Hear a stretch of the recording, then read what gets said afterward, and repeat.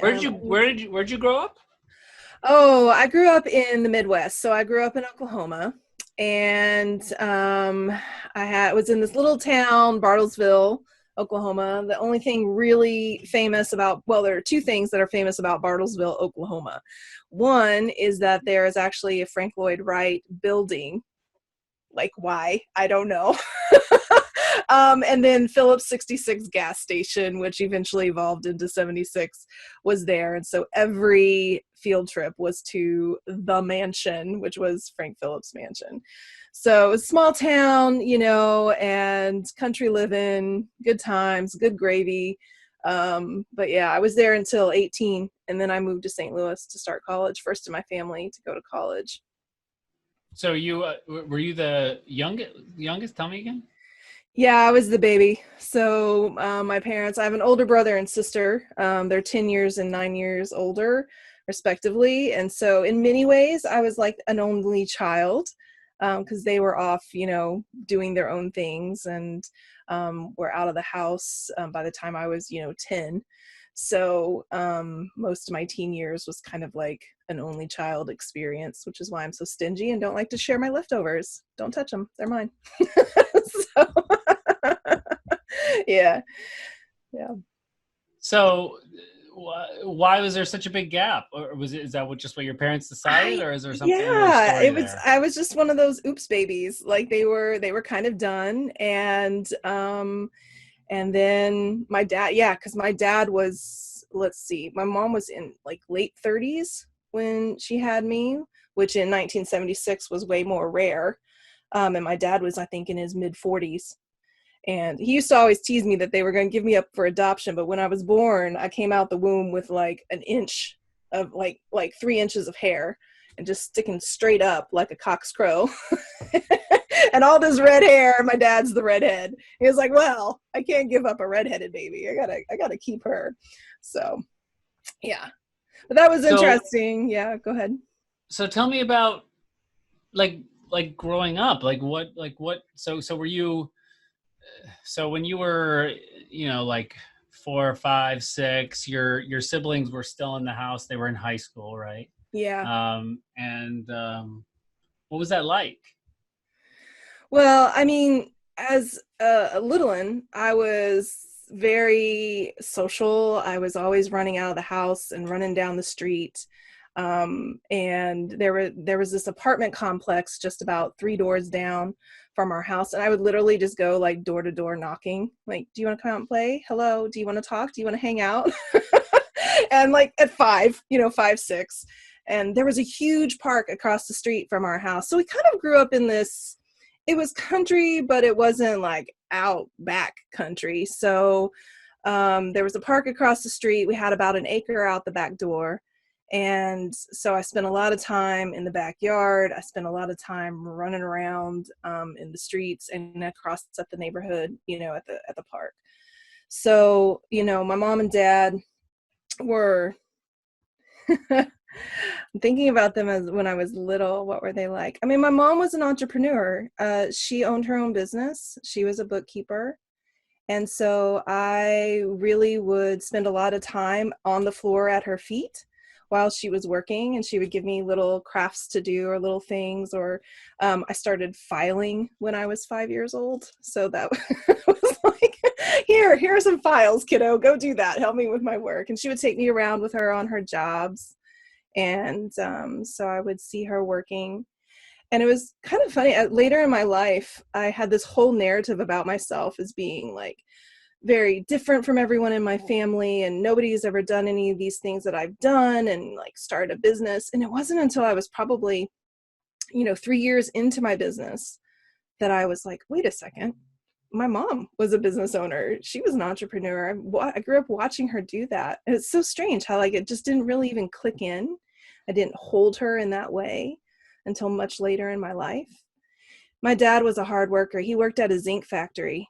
And so he worked overnight and would come home and pass out pretty much. But every once in a while, he'd stay up and then take me to like the donut shop before school. So that was our little time together a lot of times. And he was a hard worker. He was a Navy man. It was very gentle, but he had a temper and I had a temper. So in my teen years, particularly on the other side of trauma, right, when everything just gets out of whack, we would have, some drag out, blowout fights. But he always stuck up for me. He always stood up for me. And then he died. He died when I was a senior in high school. He got cancer. And the week after I graduated, he died. And so I barely kind of processed that, and I was off to college. And is this from being in the factory? I don't think so. I don't know actually, like, where that all came from. It was, that time in my life was kind of wild, Matt, because I had just broken up with my first love, right? Oh man. And I had actually, when I was 17, I moved out of the house and I moved in with him. So I was working full time. I was going to high school and I was playing house. And when he and I broke up, I moved back home with my mom and dad, but I was really independent at that point, and I really didn't want to be parented necessarily. And as he was getting, sick, it was hard to watch because he was this robust, full of life, 6'2" guy, and cancer just destroys a person. Like he just shrunk. He was shorter than me, and so I was. It was really hard for me to engage. It was really hard for me to be a part of that whole process. Um, and so I never asked questions, right? I just said, okay, this is what's happening. But I tried to maybe tune it out as much as I could. Yeah. So tell me about your high school years. It sounds like those were eventful. Um, Gosh, Lord have mercy. Me as a teenager. Lord have mercy. well, you had mentioned trauma in relation to this, so I'm guessing that happened in the high school period. So my Um, grandfather, my trauma really started at the age of 10. It's possible earlier than that, but I only have really clear memories of starting at the age of 10. So he moved in with our family when I was 5. And this was my mom's dad.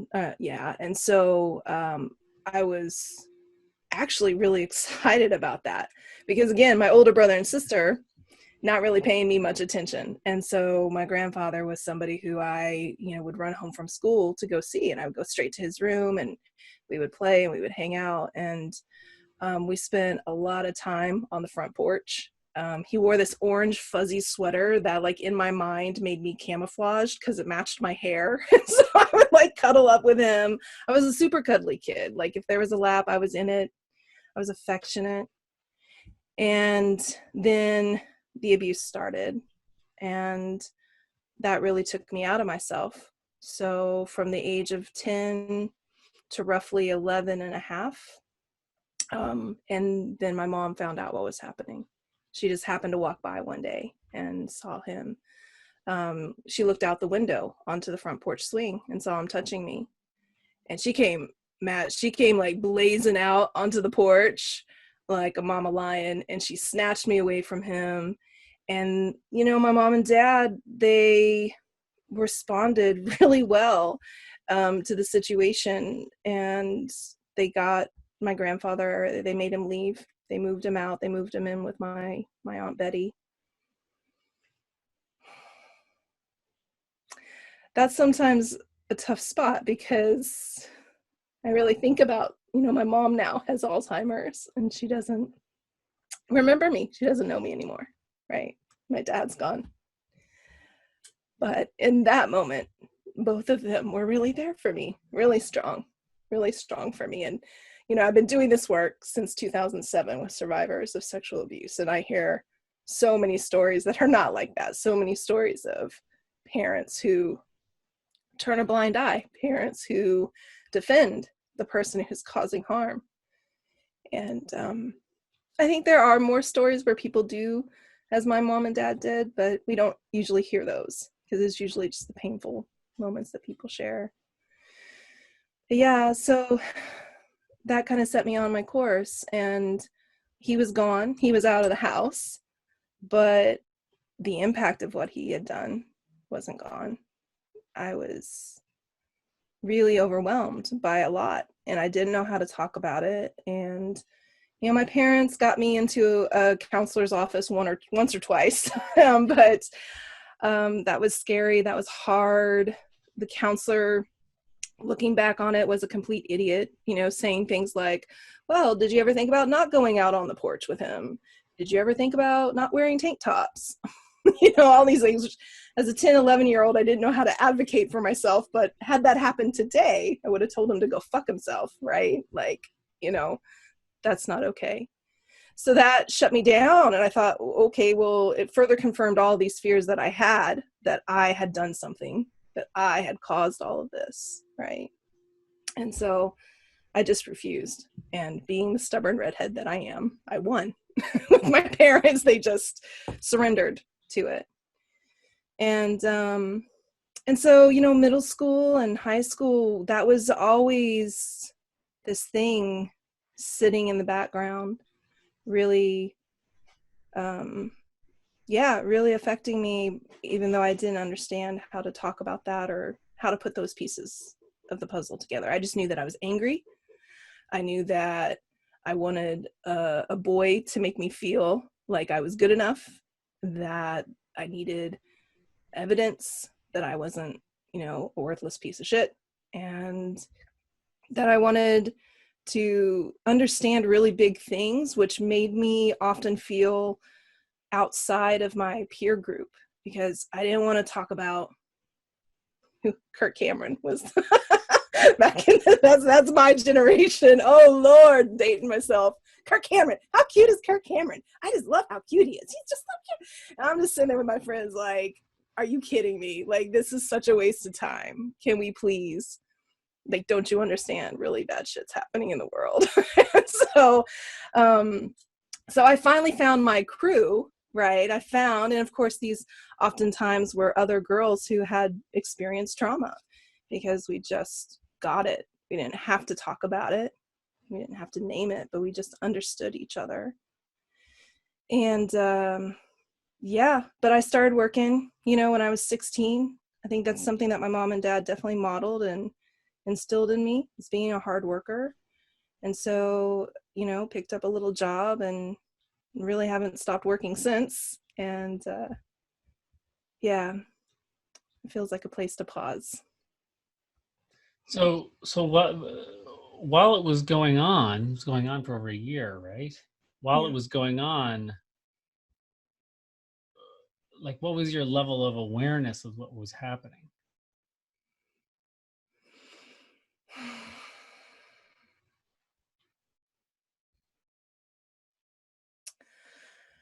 I certainly didn't have any terms. I didn't have any labels. There wasn't anything in my world that had informed me or educated me about this. Today, I think it's much more common that parents are having conversations, not all, but many conversations about consent, conversations about safe touch, conversations about abuse, very pointedly. But when I was growing up, I was very much in the world of respect your elders. That was, my mom comes from the Jehovah's Witness background. She left it when I was 5. But that certainly had impacted her and her frameworks, right? And those were passed along. And so the adults know what they're doing.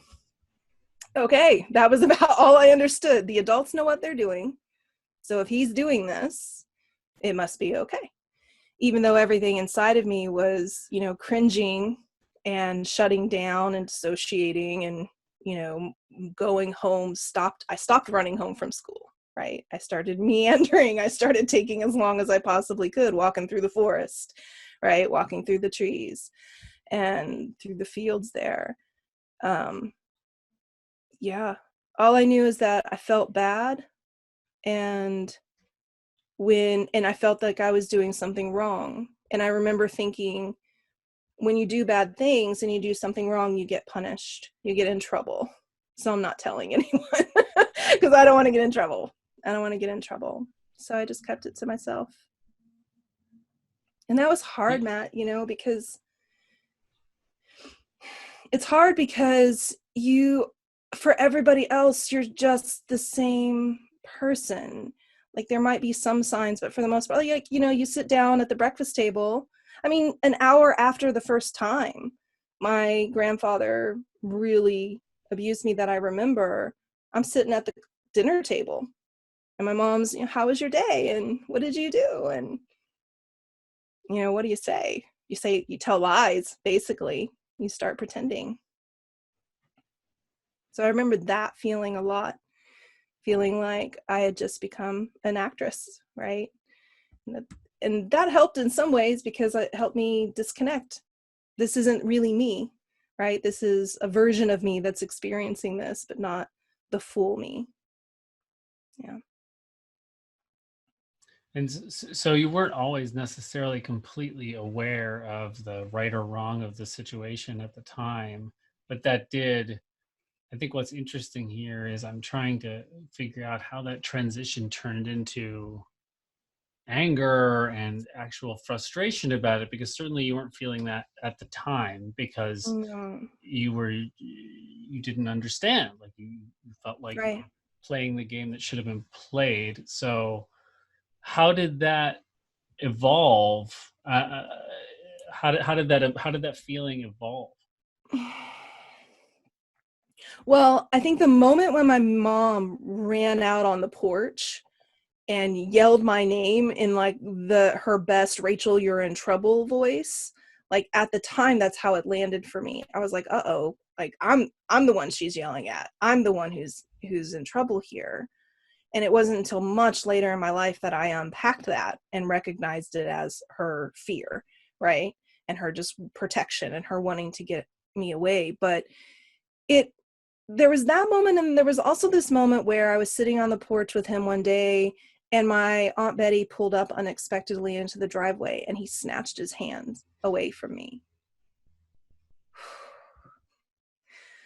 I haven't thought about that one in a long time. And there was the part of me that recognized in that moment, oh, he knows he knows he's doing something wrong. He doesn't want other people to know about this. So maybe this isn't okay. And so that started to generate more of the questions. And then when he was out of the house, and I would say it was really in my teen years that I was feeling the anger, but I didn't know I was feeling the anger about the abuse. I was angry at everything but, right? It was all misdirected anger. And it wasn't until, gosh, maybe my mid-20s when I finally really sat with the anger that I felt towards him for the choices that he'd made that detoured my life. Yeah. Did your mother know how long this went on? So this is one of the most wildest things about trauma and about the experiences. It's not just the individual. It is when, the family knows, and when the family involves it, it is a family experience. And so it was probably in my 20s when I was talking to my mom about it. I can't remember why it came up or why I was talking about it, but I said, all those times that he did that to me, every single time, I didn't understand what was happening, something along those lines. And she said, wait a second, what do you mean every single time? Oh, and I said, what do you mean every single time? And she says, Rachel, it just happened that one time, right? That one time that I saw. And I was like, no, Ma, no. And so from the time, 11 and a half until my 20s, my mom was holding this as a one-time experience, and absolutely that informed and influenced the way she dealt with me around it. I mean, what I know now, having done this work, right, is there is no such thing as competition in trauma, right? All hurt is hurt. So whether you experience abuse in a one-time moment or you experience it over years, it has the capacity to have huge impact regardless. But for her, in her framework, she was thinking, okay, it just happened once. I got in there, I stopped it. She's going to be okay.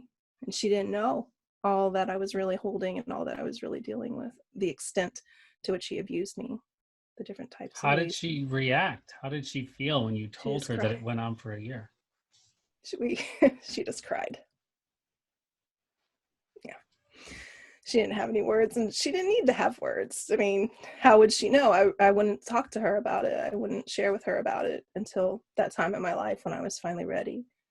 So I don't blame her in any way about that. But yeah, it was just a real moment of like, whoa, we've been holding this very differently. Yeah. And how did it feel for you? Um, hmm.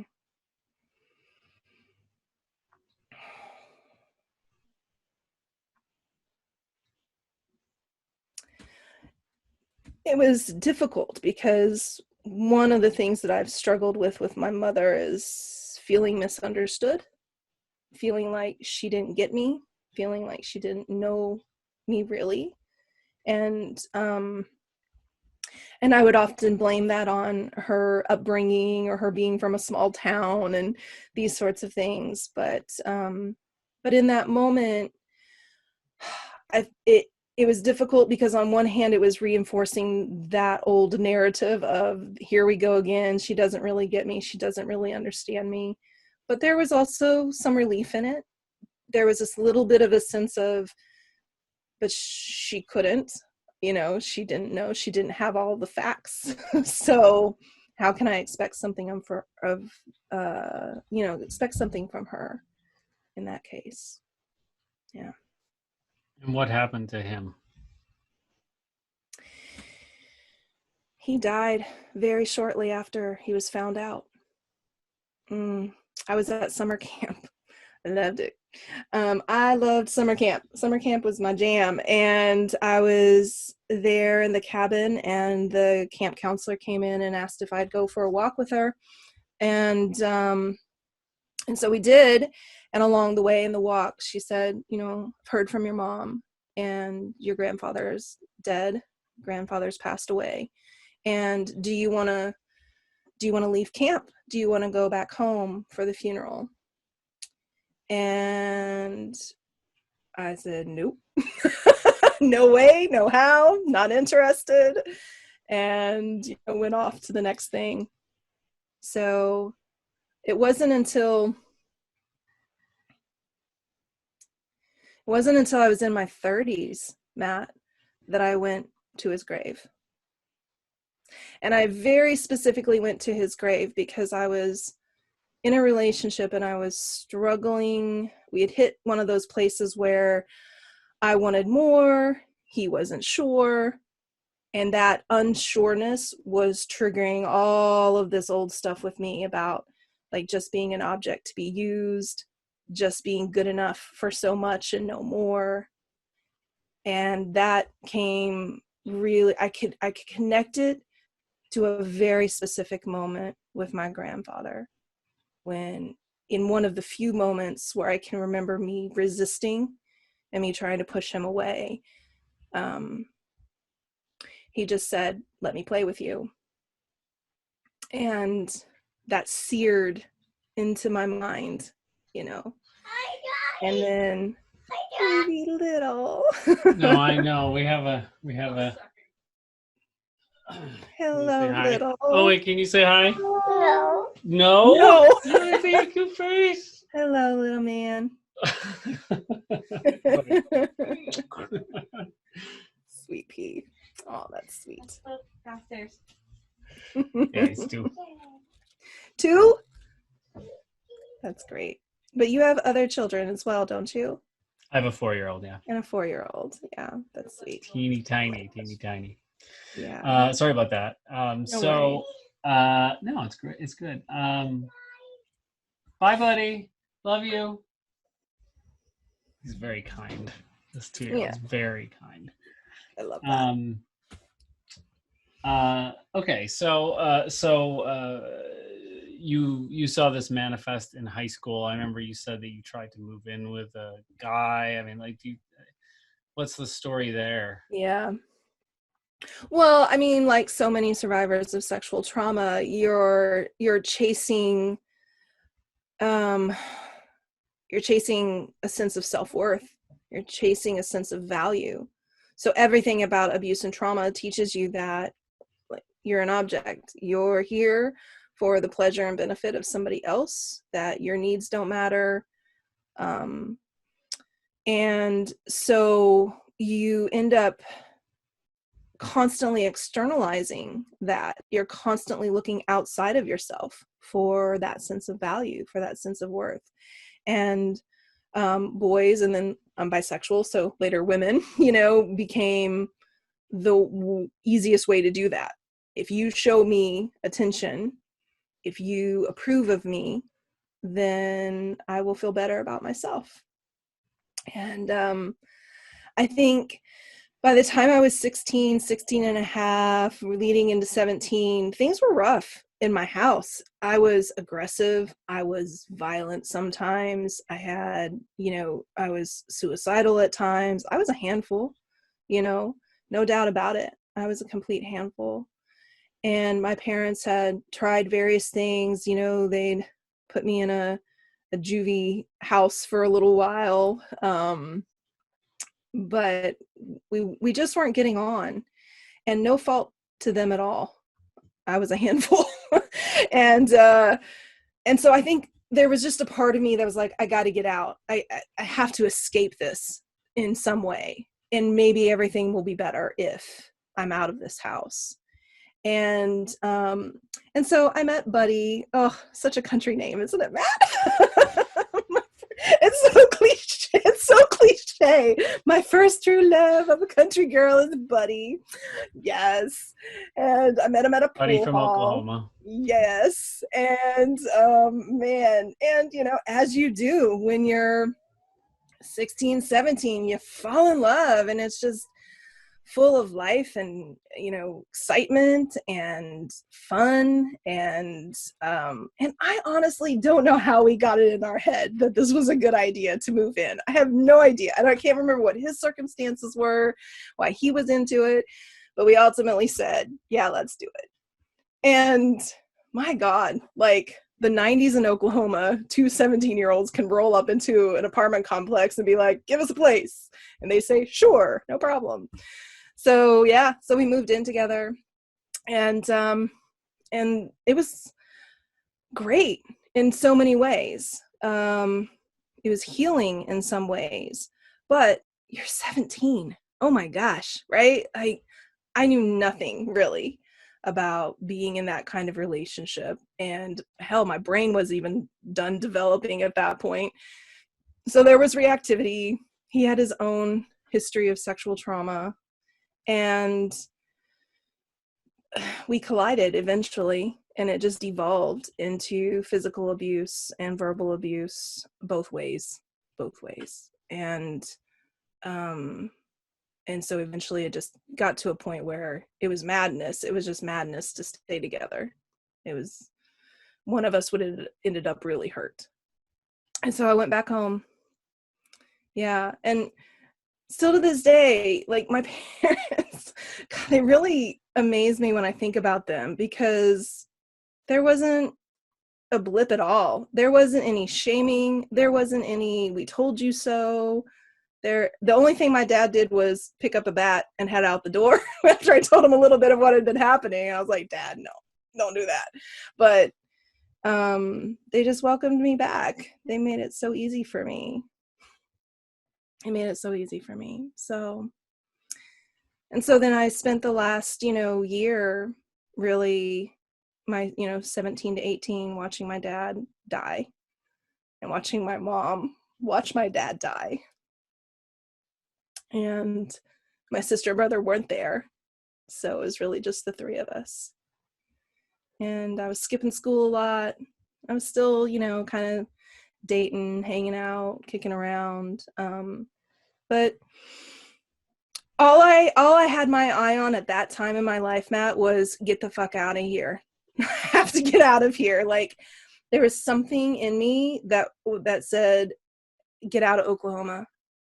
You gotta go.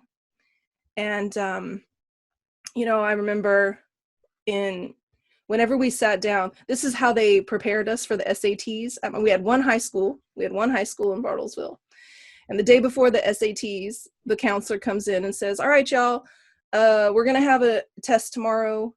So make sure that you drink some orange juice before you come to school.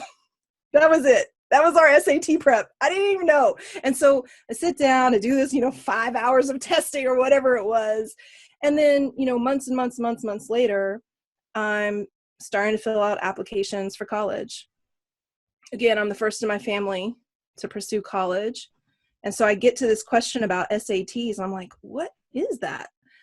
So I went to the school counselor. She's like, oh, that's the test you took when you drank some orange juice before. Okay. I was like, how did I do? She's like, you did great. Fill out this, do this. I'm like, oh my gosh, my life. So, and honestly, my sister had moved to St. Louis and had been living there for, I don't know, maybe like 2 or 3 years, however long it was. But there was a school down the street from her, University of Missouri. And so I just said, all right, that's where I'm going to go. I had my sister there. I didn't put any more thought into it than that. And applied and got in. Once I got there, it was what I just remembered is the night before I left, I got my ass kicked, Matt. I got my ass completely kicked. I was doing the tour around town saying goodbye to folks, and I rolled up on the basketball court, and this girl came at me accusing me of sleeping with her boyfriend. And quite honestly, at that time of my life, I was like, it's possible. It's totally possible. I don't know. So we got into this big fight. So I'm in my car with my best friend, busted lip, driving to St. Louis. And I roll up on the dorm, and it's like heaven. I just remember feeling this sense of like, okay, life starts now. But of course it didn't. I mean, that was a nice thought. But it didn't. I still hadn't dealt with the trauma. I still hadn't faced it. I was still pretending that everything was okay. And then one day I was sitting in the computer lab where I worked a job, and Chris rolled in, and he had like the biggest smile. And I was like, wow, who is that guy? And I just, every time he would come in, I'd pull up a chair next to him. I'd try to, chat. And then we fell in love. But I really still wasn't ready for a relationship. I didn't really understand the implications of how the trauma was going to continue to derail things for me until I faced it. So we were probably about a year into dating when I told him more about what had happened to me. And he encouraged me. He was supportive. He helped me, try counseling again, because I really didn't want to after the experiences I'd had. But ultimately I did. I started going to counseling, and I started, getting a little bit of support. What's tough about Chris is that we spent 10 years together. So 18 to 28, like all of my 20s. And we were married for 3 of those. But that relationship went the same way. It just stayed on for much longer. So it too devolved into emotional abuse and physical abuse. And it was in my 20s when I was doing the deepest healing work around the sexual trauma. So it was a very strange time in my life, because on one hand, I'm doing this deep healing work around past trauma, and then coming home and being traumatized. And I was really, that was the most unstable time in my life. Yeah, those were some tough years. So did you think this was some sort of pattern at this point, and that it was your fault? Oh yeah, I mean, everything is my fault. That's the number one lesson that trauma teaches someone is everything is your fault. If somebody is not happy, it's your fault. If something doesn't go right, it's your fault. And so one of the things about him is that he was a really good manipulator. Like he could come into the kitchen and, I mean, it's not he did. Like he walked into the kitchen one day and he hit a glass and it fell off and broke. And he turned to me and said, "Why did you do that? What's wrong with you?" And I was so twisted in my own head that I started crying and apologizing. "I'm sorry, I'll clean it up." And so when this is, I think, so one of the things that's very much at the root of the reason why I fight so hard for people who've experienced sexual trauma, because that's just not fair. That's just not fair. And when we have that unhealed part of ourself, people can manipulate that. People can maneuver that for their own gain. And nobody should have to live that way. Nobody should have to continue to feel like they're worthless and feel like they're to blame for everything because of the choices that other people made. And so, as in all abusive relationships, there are parts and elements that are wonderful. There are things about him that I still cherish to this day, but there wasn't enough, and it eventually, came apart. I lost my thread of thought there a little bit. How did that end? Did you end it or did he end it? No, he had an affair, and he said that he wanted to leave. He wanted a divorce. And again, it's hard. It's embarrassing to some extent, even though I totally get it and I totally understand it now. I fought for him, Matt. I was like, "No, what do you mean? You can't leave. We got to figure this out." And I think, there's sometimes that part of us that does want to rewrite history. So it's like, I'm going to keep trying. I'm going to keep pushing it until I get that other outcome that I want. And I mean, this is one of the things that, like, my life is so strange in so many ways, how things piece together and how things come to happen the way they do. So the woman that he was having an affair with said, "Before you all make this decision, I want you to go to this workshop." "I want you to go to this workshop as a couple and make sure that this is really what you both want." And he brings this to me, right? Like, "Here's what she suggested. I think we should go to this workshop. I think we should." I'm thinking, okay, fine. And what's amazing about that is I get to this workshop with the intention of saving my marriage. He's gonna see the light. He's going to have an awakening. We're both going to have these big transformations, and we're all of a sudden going to be fabulous and good. But what actually happened is I took the mic at one point in this workshop. The facilitator, this man, I can't remember his name. I really wish I could, because I owe him so much. He starts to ask me these questions, and I start to talk about the sexual abuse. And I can't even remember the exact, how he navigated me there. But for whatever reason, however he said it, whatever he did, it just completely clicked for me in that moment. It's not my fault with my grandfather. I got so clear about it in that moment. And that shifted everything. And so my attitude towards Chris and the marriage shifted. And fast forward a couple of years, I stayed in that community. They have different workshops that you can go through. And I was attending the workshop where you try to take all the things that you've been learning into your community, create something to give back. And so I knew I wanted to do a panel. I wanted to bring people together to talk about sexual abuse.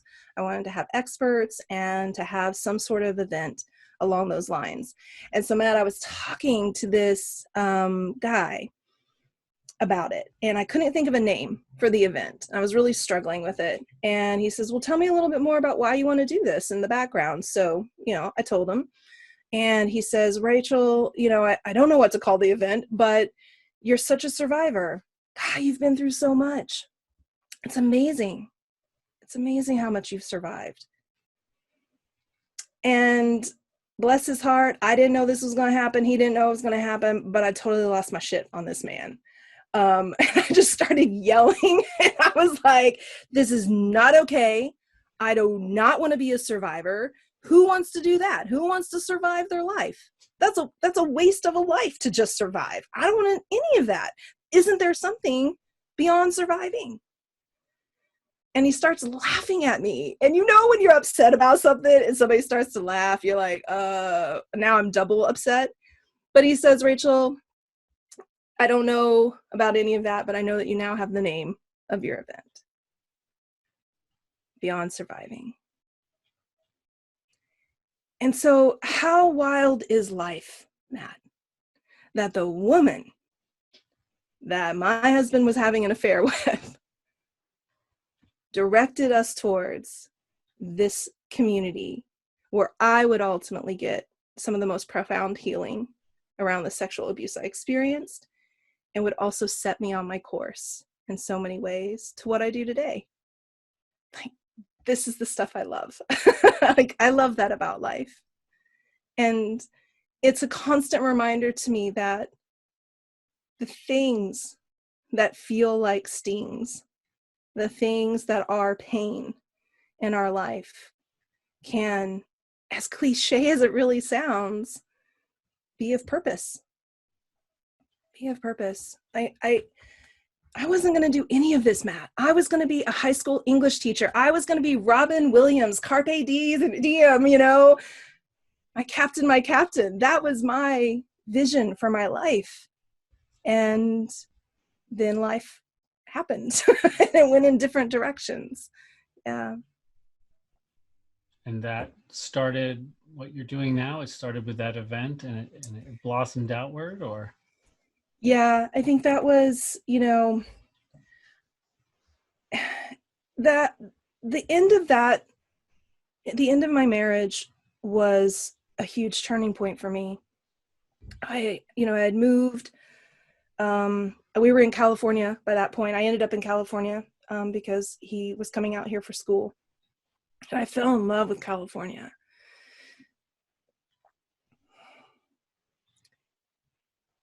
I was really scared at that time in my life when we were divorcing, because I was in my late 20s.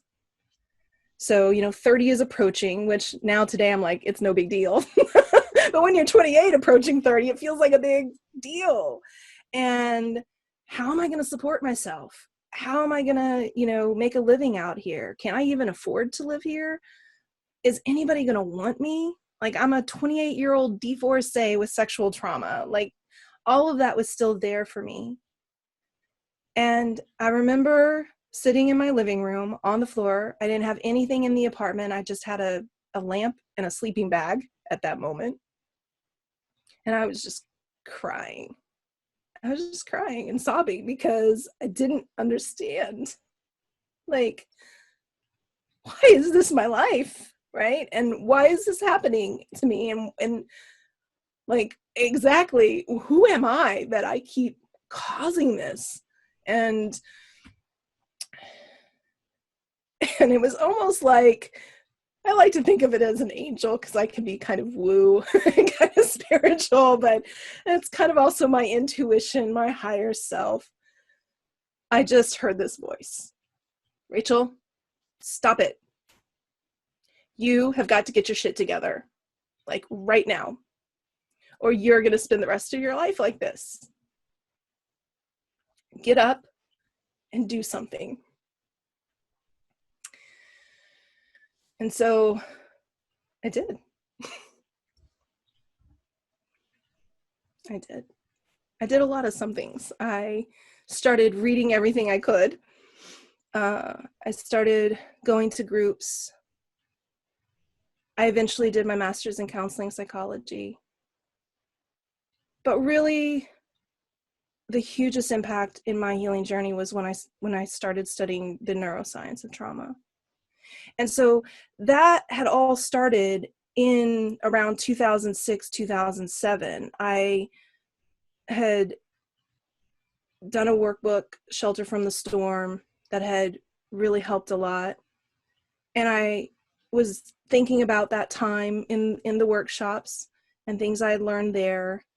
I was reading more about trauma, and like I always talk about, like, this is my book smart time. Like, this is my time of becoming book smart about trauma, learning about it all, trying to get the terms and put the pieces together. But I was so convicted about doing something that every single thing I understood, I then tried to use my background in education and curriculum development to translate it into an action. So if that's true, if that's the theory, if that's the idea, then what do I have to do to back that up, or to get that into my system, to shift or change something? And so that was the Beyond Surviving program being kind of birthed, right? I didn't know back when I said Beyond Surviving that it was going to become a program. There was a gap of time between that. But I hearkened back to that moment and said, oh, that's what I'm creating now. That, by the way, that event, that panel, it never happened. Like, the only thing, like, I really look at that time, like, I got two really important critical things from that time. It's not my fault, and the name. But so I'm just kind of piecing things together, and I'm using myself as a guinea pig. Like, what happens if I do this? Is that effective? What happens if I do that? And then I was in church at the time, here in San Francisco, and I had built a good relationship with one of the care pastors there, and I just got it in my head, you know, again, like, I'd like to think that there was all this foresight and planning. No, I just, like, this moment of, like, why not? Let me go see what happens if I say this. And I walked into his office and said, I want to do a group for women who've experienced sexual abuse. That was the extent of how much I thought about it. Like, I didn't have a lot of structure to it, a lot of outline for it. I said, I think I want to use this book as the jumping off point, but I think there are other things that I want to build in and that I want to teach and I want to offer, but that's about all I know. And it turns out that he had experienced sexual abuse himself. And so he was all for it. And he said, great, what do you need? And his name's Marty Schweibel. He's okay with me sharing that and sharing that part of his story. And I name him because we all need advocates along the way, right? We all need those people who open doors for us. And without that moment of him saying yes, I probably would have got here somewhere, somehow, you know, but that set me up to, in a safe community, start working with women. It's totally free. I mean, I was straight up with them. I was like, I have no idea. This is what's worked for me. I hope it will work for you. You all are my guinea pigs. Sign the waiver here. You know, it's like, you know, but so for 3 years I did that. And I didn't really know it at the time, but I was crafting the program and I was, oh, that doesn't really work. Or, oh, I need to add another piece in there. Or, oh yeah, this really lands and this really makes a difference. And so it was, you know, really around 2010 or so that I decided, all right, let's run with this. Let's see what happens. I started to feel, there were two things that happened. I started to feel like I had a good handle on what I wanted to do and what was effective and different about how I was approaching this. From, you know, when these women were saying things to me like, I've been in therapy for 20 years and nobody's ever explained it to me this way. Nobody's ever helped me see it the way you've helped me see it. I thought, okay, there's something else happening here. And then I had been a nanny for a very long time. Right when I moved out to California in 2004, I'd been with that family for 9 years. These are my surrogate babies. So, but they kept growing up, Matt, doggone it. So, you know, while I stayed in their life as, you know, a surrogate auntie, they did not need me as nanny. So I'm at a crossroads in my life. Okay, where do I go from here? Do I continue nannying. And I was talking with a friend, and my dear friend Idella, who speaks such life into my life. It's so important that we have people like that. And she says, Rachel, you got to go to grad school. I said, no, I don't. No way. I'm not going back to school. I'm in my mid-30s. Are you kidding me? Like, I'm over it. She says, no, you got to go to grad school. And if you're going to back this up, if you're going to do this, you're going to need a little bit more. And so I did. I enrolled and I did my master's in counseling psychology. I started with the intention of being a marriage and family therapist. I was going down that track. But a couple of things happened along the way that helped me see that therapy was not my lane, that what I wanted to do and how I wanted to do it was not going to be able to happen in the therapeutic world. Therapy is amazing, but it wasn't the right space for the approach that I wanted to take, whereas coaching was. And so that's what I did. I started learning more. I started calling up coaches. I talked to like 100 coaches, Matt. Can you talk with me about coaching business? Can you tell me about coaching? What is it? How do you do it? And just learning. And eventually one of those people, a woman, Chris Carey, another door opener for me, she said, yes, you can be kind of an apprentice and you can do some admin work for me in trade, and I'll give you the lay of the land.